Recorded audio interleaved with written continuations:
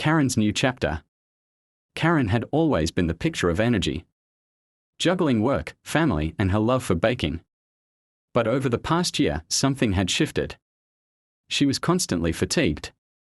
Her weight crept up despite her modest meals. And her once thick hair was thinning alarmingly. Brushing it off as stress, she pushed forward until the day she forgot her clinical appointment. That was her wake-up call.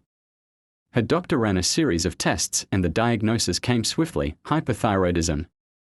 The sluggishness of her thyroid explained her symptoms. But what Karen hadn't anticipated was the recommendation that followed. Given your symptoms and a few other markers, I'd suggest trying a gluten-free diet, her doctor said. Karen blinked. Gluten-free? She loved bread, pasta, and especially her weekend tradition of baking cinnamon rolls after Sunday dinner. Could she really give it all up? Determined to feel better, Karen dove into her new lifestyle. She swapped her regular flour for almond and coconut alternatives, learned to read ingredient labels with a detective eye, and experiment recipes that didn't rely on gluten.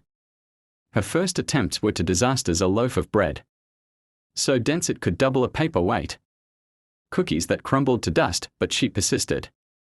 Soon, she found her rhythm.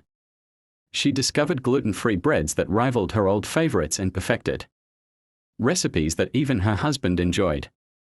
With time, her energy returned. The brain fog lifted, and her hair regained some of its former luster. One morning, Karen stood in her kitchen, slicing into a warm, gluten-free loaf she'd made herself.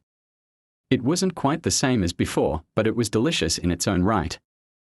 This is a reminder that life challenges can lead to unexpected joy. Karen smiled, feeling proud. Her diagnosis had forced a change, but it had also given her something greater: a healthier, happier her.